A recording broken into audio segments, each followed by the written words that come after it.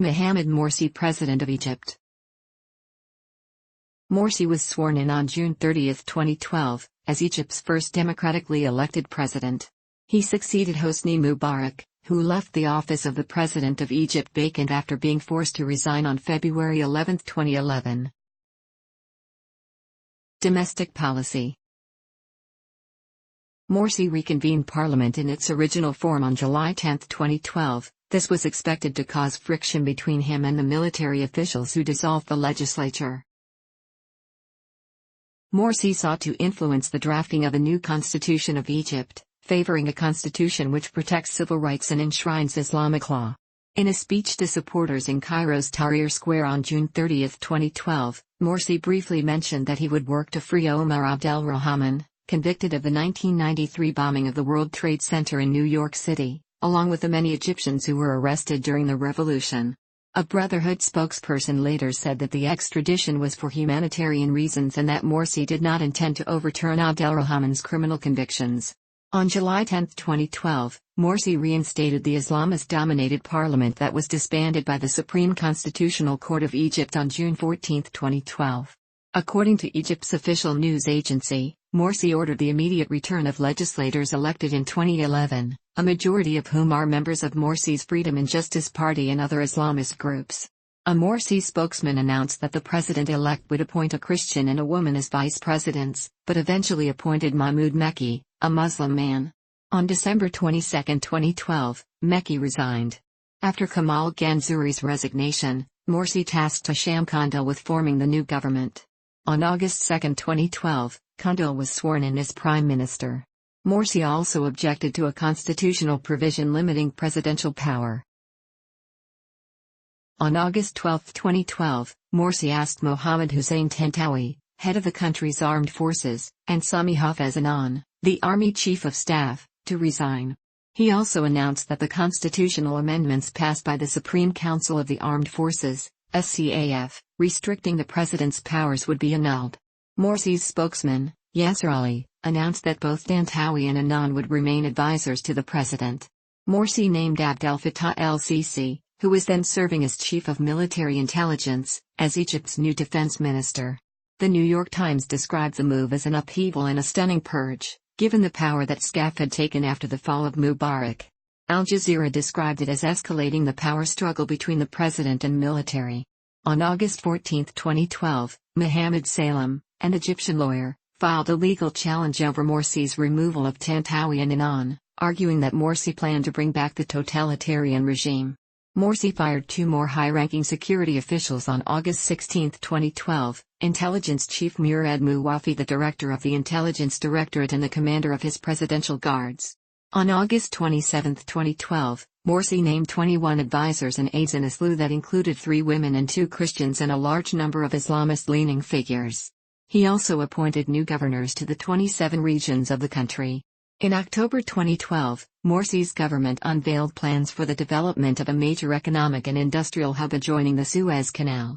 Funding commitments had been received, including $8 billion from Qatar. The European Bank for Reconstruction and Development committed €1 billion.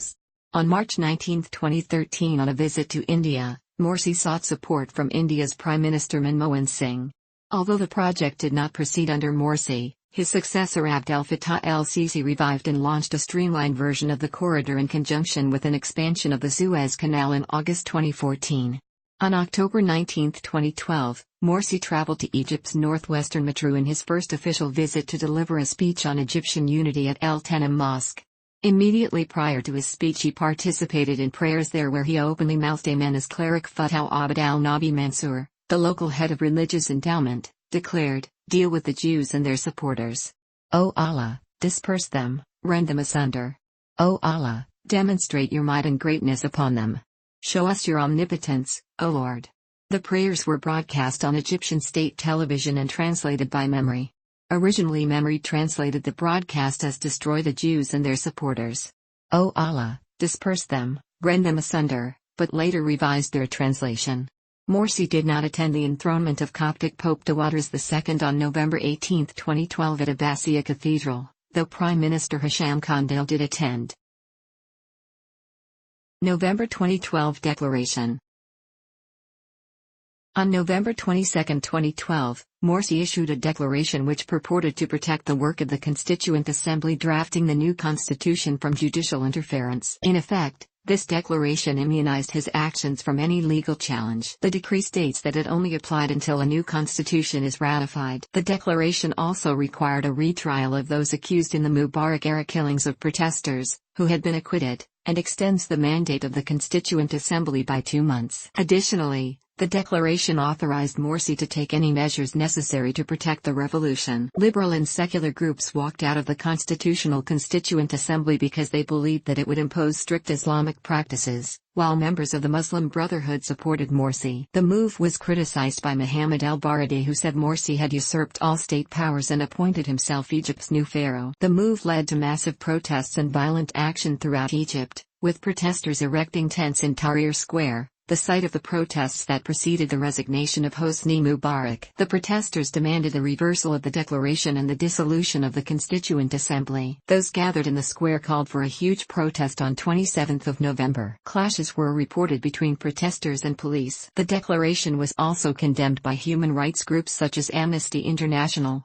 Human Rights Watch, and Freedom House. Egypt's highest body of judges decried the ruling as an unprecedented assault on the independence of the judiciary and its rulings. Abdelmegid Mahmoud, a prosecutor appointed by Hosni Mubarak, declared the decree null and void.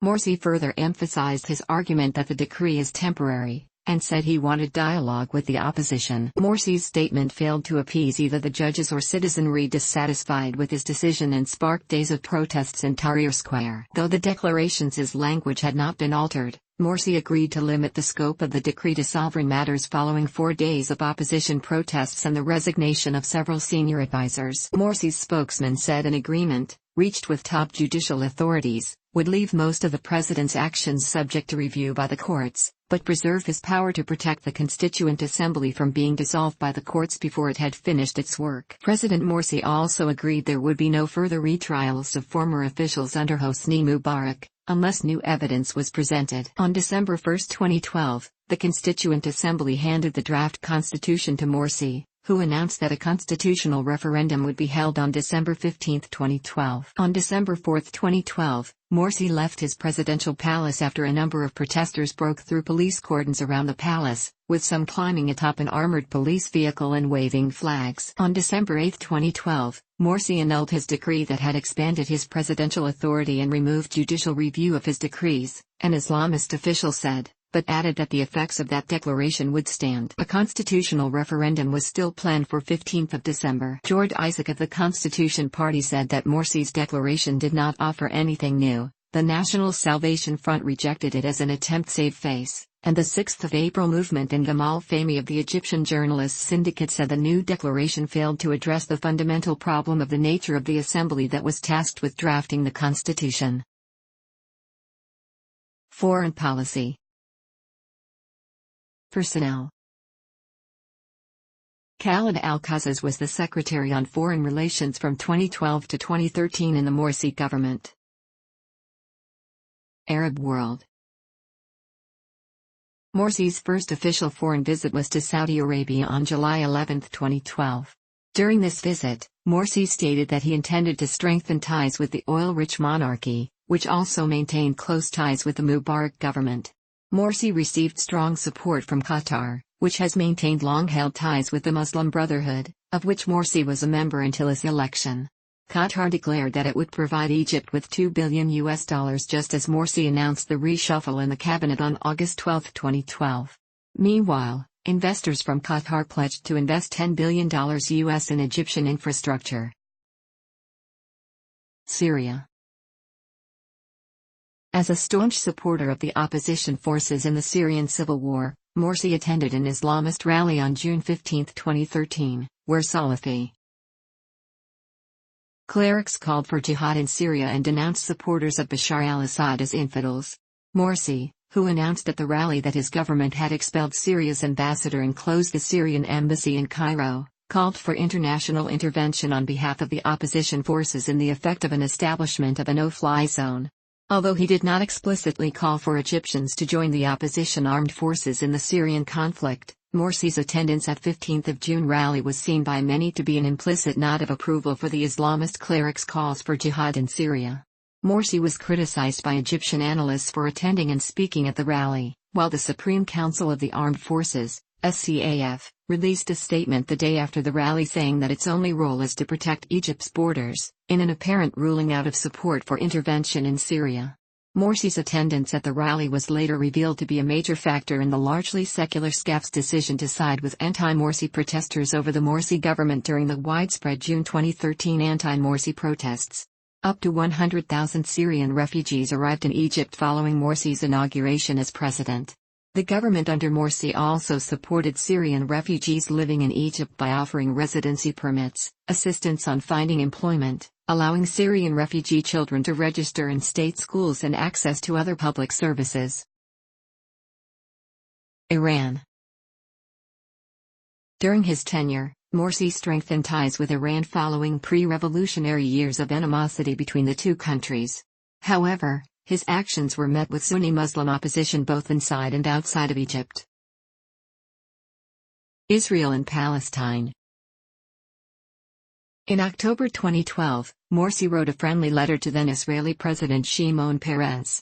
The letter largely followed standard diplomatic language. Morsi called Peres a great and good friend and went on to call for maintaining and strengthening the cordial relations which so happily exist between our two countries. Morsi closed the letter by expressing highest esteem and consideration. Gamal Mohammed Heshmat asserted that the letter was fabricated, saying that Zionist media have leaked baseless statements by Morsi in the past. However, Morsi spokesman Yasser Ali told Egyptian state-run newspaper Ukram that the letter was 100% correct. Previously, in July 2012, Morsi had refuted a fabricated letter. Morsi said in his victory speech that he would honor all of Egypt's international treaties, which was thought to be a reference to Egypt's treaty with Israel. Morsi's government condemned the Operation Pillar of Defense and called for a ceasefire. Morsi sent Prime Minister Hisham Kandil to Gaza to express solidarity with Gaza and Hamas, a stark contrast to Hosni Mubarak's treatment of Hamas as an enemy in the 2008-09 Gaza war. Egypt, along with the United States, mediated the ceasefire with Hamas and Israel. Statements on Israel and Israelis. In January 2013, statements made by Morsi in 2010 gained wide attention in the Western media, following a report in Forbes magazine on 11 January that criticized big media outlets for having ignored it. In videos posted by Memory, Morsi had declared the Zionists have no right to the land of Palestine. There is no place for them on the land of Palestine. What they took before 1947-48 constitutes plunder, and what they are doing now is a continuation of this plundering. By no means do we recognize their green line. The land of Palestine belongs to the Palestinians, not to the Zionists. In September 2010, calling the Israelis bloodsuckers, warmongers and descendants of apes and pigs, Morsi said these futile, Israeli-Palestinian, negotiations are a waste of time and opportunities. The Zionists buy time and gain more opportunities, as the Palestinians, the Arabs, and the Muslims lose time and opportunities, and they get nothing out of it. We can see how this dream has dissipated. This dream has always been an illusion. This, Palestinian, authority was created by the Zionist and American enemies for the sole purpose of opposing the will of the Palestinian people and its interests. White House spokesman Jay Carney tried to downplay Morsi's remarks, saying that U.S. policy is focused on actions, not words. Morsi later contended that his remarks were taken out of context, and his exchange with a delegation headed by John McCain was made public. Morsi told the delegation he was committed to freedom of religion and belief, his spokesman said, adding, His Excellency, Morsi, pointed out the need to distinguish between the Jewish religion, and those who belong to it, and violent actions against defenseless Palestinians. During a visit to Germany in January 2013, Morsi again stated that his remarks were taken out of context, insisting that they were intended as a criticism of Israel's policies toward the Palestinians. Addressing reporters, Morsi stated that, I am not against the Jewish faith or the Jewish people. My comments were about conduct that sheds blood and kills innocent people, things neither I nor anyone condones. My comments were about the conduct and manners, the killings and the aggression by tanks and warplanes and cluster bombs and internationally banned weapons against innocent people. Morsi also stated that, I cannot be against the Jewish faith or Jews or Christianity and Christians, pointing out that the Quran requires Muslims to believe in all religions. International summits. African Union equals.